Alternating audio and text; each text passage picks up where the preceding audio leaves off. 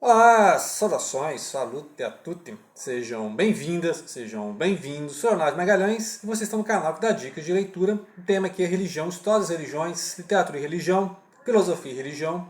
Dica de leitura, jornada espiritual, né? Sempre tem falando esse tema, jornada espiritual. Vamos voltar mais detidamente ao Peregrino, do John Bunyan.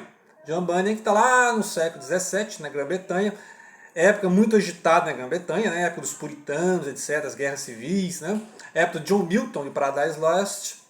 E o John Bunyan, né, que era um pastor batista, mas também puritano, né? Tem fontes que falam que ele é batista, que ele é puritano. Tem diferença entre batista e puritano, mas ele foi preso numa época que ele não tinha permissão para pregar, para você ver as coisas, né? É a época em que o anglicanismo estava se fortalecendo sobre o catolicismo, tá? Então, os puritanos queriam tirar todo o romanismo do cristianismo. Então vamos tirar. Tá? Tem essas diferenças. Mas os batistas eram muito fortes, né? E os puritanos muito fortes. E os puritanos foram fundar a colônia que hoje a gente conhece como Estados Unidos da América. Tá? Lembra do Mayflower? Mayflower 1600 quebrado lá, 1620, né? Acho que é isso aí. Veio fundar, né, ali na costa dos Estados Unidos as 13 colônias, que depois, né, vão se expandir para o sul, expandir para o oeste. E nós conhecemos hoje como United States of America, tá bom? Essa época aí. Então é a época também do Padre Vieira no Brasil, tá? Do Gregório de Matos, etc. Século XVII, tá bom? Então isso aqui é uma alegoria, uma parábola, né? Em que ele vai contar a história do Christian, ou cristiano, ou cristão, que é a jornada espiritual do cristão, tá? Lembrar que o cristão aqui, na época de reforma protestante, etc, tá bom? Então tem que olhar o olhar. O livro muito bom, muito bem escrito, tá? Assim, muito cheio de alegorias. Então ele vai mostrar, o título original é o progresso, né, do peregrino, tá? E aí ele vai sair da cidade de destruição até a cidade celeste. Então é uma verdadeira jornada do herói, tá? Antes do Campbell falar da jornada do herói, nós temos todos os elementos da jornada do herói, tá? Já falei em um momento aí. Jornada do herói vai ter a vida comum, tá lá o cidadão na vida comum, e aí vai ter o chamado para essa jornada, ele vai ter que aceitar esse chamado, e aí vai encontrar o mestre, o guru, né? E vai ter aqueles testes, aquelas provas, a ajuda espiritual.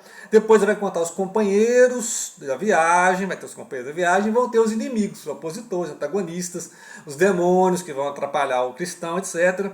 E aí vai ter mais testes, mais provas, ele vai passar pelo vale da sombra da morte, sempre tem essa ideia, qualquer jornada do herói sempre tem isso aí, em que o herói pode morrer, mas pode ressuscitar, tá? E aí ele terá a conquista e ao conseguir o elixir, ele volta para o retorno do herói, tá? Que aí ele vai voltar glorificado, para dizer assim, tá? Porque não é uma jornada, então a jornada tem seus percalços, né?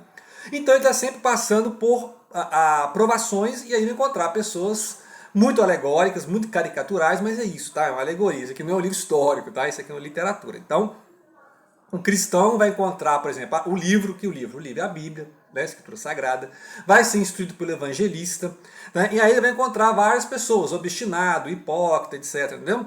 O sábio mundano, aquele cara que sabe tudo do mundo, aquele cara, né, muito bem localizado no mundo, entende todas, né, as manobras do mundo, mas não é um perito em fé, tá? E aí, ou então quando usam, tem vários personagens que usam a fé como uma forma de se promover. Aí os religiosos que usam a religião para se dar bem na vida, por exemplo. Vai aparecer esses personagens aqui, vai encontrar o boa vontade e vai ter aqueles elementos evangélicos, né? No sentido de evangelho, a porta estreita, né? Cristo fala sobre a porta estreita. Então, o evangelista fala, você vai seguir esse caminho até a porta estreita, né? E aí ele chega até a porta estreita, vai passar lá para a casa do intérprete, que aí tem algumas possíveis interpretações que esse intérprete seja o Paráclito, né? Ou o Espírito Santo, ou o Auxiliador, o Consolador. Tem leituras nesse sentido aí. E tem cenas interessantíssimas. Por exemplo, está na porta estreita lá, bem rapidinho ele é puxado, porque os dardos do demônio estão atacando os peregrinos. E aí tem gente pulando o muro. Né? Vocês estão pulando o muro, vocês têm que seguir a estrada aí reto. Tem pessoal pulando o muro. Tem a cena dele caindo no pântano. Então tem várias cenas assim emblemáticas. Né? Ele cai no pântano, aí os amigos que estavam com ele desistem. Vai ficar nesse pântano aqui. Então ele sempre está passando por provações, quando ele acha que está descansando, aí ele perde o rolo lá, que tem, né, conselhos divinais, então, ou seja, ele está sempre passando por problemas, ele não pode cochilar em nenhum momento. Essa ideia de pregnação, essa ideia de porta estreita, em várias literaturas puritanas, várias literaturas adventistas, milenaristas, tem isso aí, tá? A dificuldade do remanescente fiel, sempre tem essas recorrências, tá? De que poucos serão salvos, por isso que a porta é estreita. Desde a época lá do cristianismo primitivo, né? Tem o livro do Abraão, em que Abraão viu que poucos vão se salvar e a maioria vai para o inferno. Tá? Então, não é muito otimista, tá? É nesse sentido aí de que para o puritano, que é bem rígido, inclusive o personagem vai falar, vai ouvir isso e vai falar isso, né?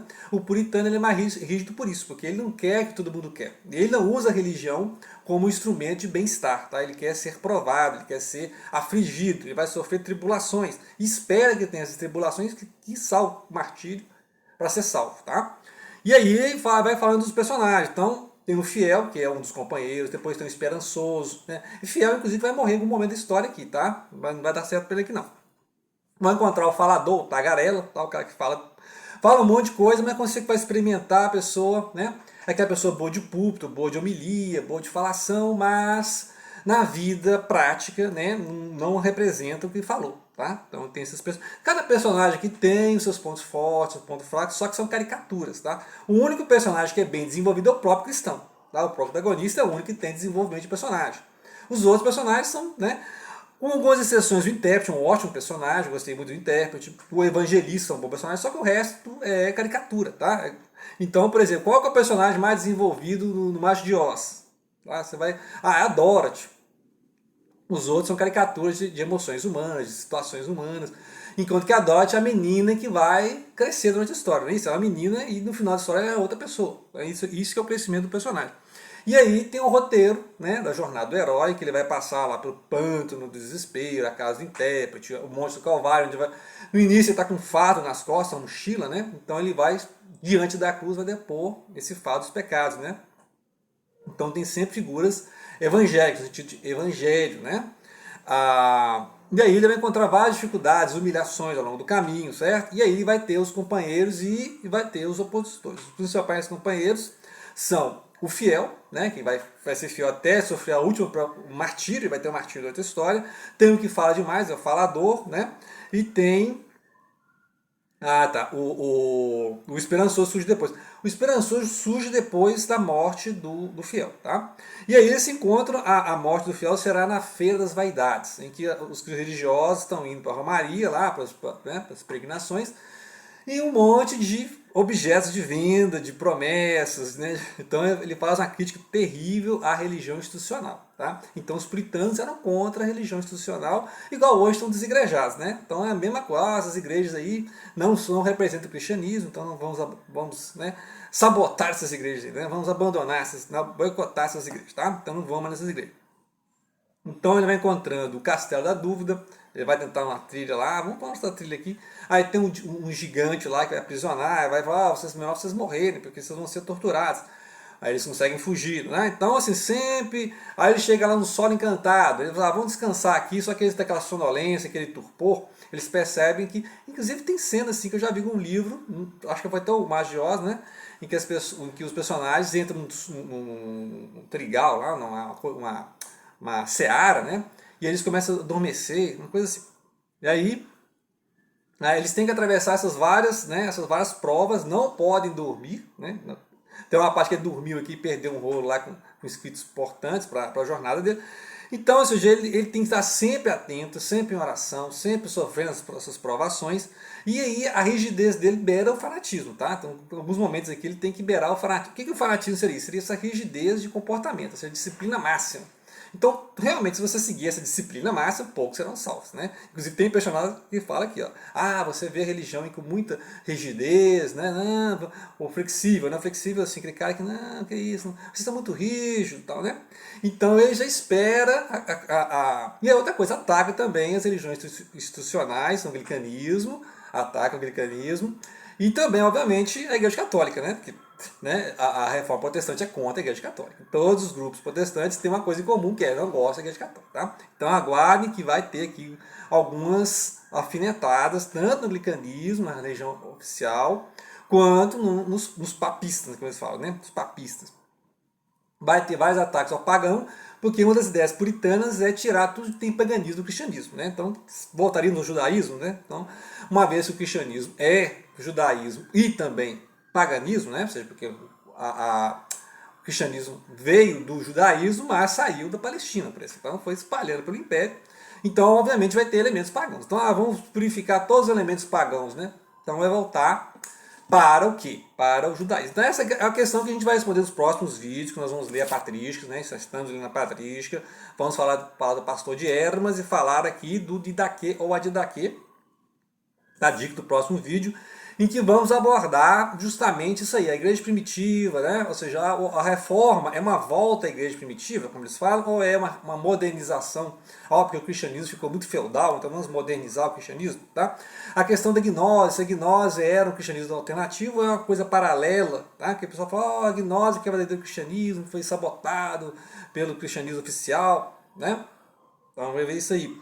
A questão de Roma foi conquistada e derrotada pelo cristianismo? Ou o cristianismo que deu uma sobrevida ao Império Romano? Tá? Então a gente fala assim, ó, né, a gente vai ler o Gibbon aí, que fala que ó, o cristianismo foi responsável pela queda do Império Romano. Será que foi? Então a gente vai discutir isso aí. Então, essas questões, tá? A história do cristianismo, a gnose, o que é gnose, o que é gnosticismo, a questão do protestantismo, tá? Mas aí o que é igreja primitiva? Será que o protestantismo é a volta à igreja primitiva? Então o que é a igreja primitiva? Tinha batismo de criança? Essas dúvidas aí a gente vai debater uma por uma, né? Tinha batismo pelos mortos, né? Tinha oração pelos mortos, tinha purgatório, tinha inferno, tá? Como é que surgiu o papado? Então a gente vai começar aqui a formação do cânone, né? Esses livros, por exemplo, o Pastor de Hermas e o Didaquê ou a Didaquê, consta-se, né, em algumas listas canônicas, bem dos primeiros séculos. Então, será que em algum momento eles fizeram parte das leituras canônicas? Então, poderia estar na Bíblia? Será que, né, é aceitável que tenha na Bíblia?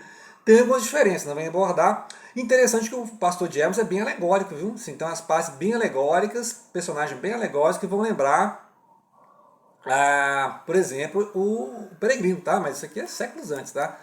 O Pastor de Hermas lá nos primeiros séculos, tá? E o Peregrino no século XVII. Né? Mas interessante, será que o Bunyan leu o Pastor de Hermas? Né? Ele não sabe. Tá? Então, além desses próximos vídeos sobre a história do Império Romano, patrística, tá? Recomendo. Então, recomendo. Voz está falhando. Voltando. Então, eu recomendo a leitura do Peregrino, tá? História interessantíssima, literatura cristã, tá? E muito ilustrado, tá? Foi ilustrado pelo William Blake, tá? William Blake, né? Assim como, por exemplo, o Gustave Doré ilustrou lá, por exemplo, o Inferno de Dante, né? A Divina Comédia, ilustrou o Paradise Lost, John Milton, né? Então, eu descobri aí que o William Blake fez ilustrações. E essa edição aqui é ilustrada, tá? Não é as ilustrações do William Blake, tá? Mas é uma edição ilustrada. Muito bonita essa ilustração, né? Então sempre tem as ilustrações. Várias ilustrações, eu gostei muito desse formato aqui. Uma edição caprichada, né? Tem várias. Então fica aí a dica, tá? Tem várias edições do Peregrino. Essa aqui bem fiel, viu? Comparei com a tradução aí, gostei muito. E tendo dúvida, a gente pode discutir elementos da narrativa, né? O que tem de interessante aqui, pegar um ponto ou outro, né? E comparar como é que é a mentalidade puritana, né? Como é que o puritano pensava e como é que os puritanos fundaram os Estados Unidos, né? Depois os maçons, etc. Né? Como é que é a mentalidade, né, do estadunidense médio e como é que essas grandes renovações e avivamentos religiosos surgiram nos Estados Unidos. Né? Por exemplo, o pentecostalismo surgiu na base estadunidense. Né? É interessante isso aí. É bom conhecer a história do cristianismo, né? E caso tenham dúvidas, deixa aí pra gente elaborar, procurar livro, debater, né? Sempre tá lendo.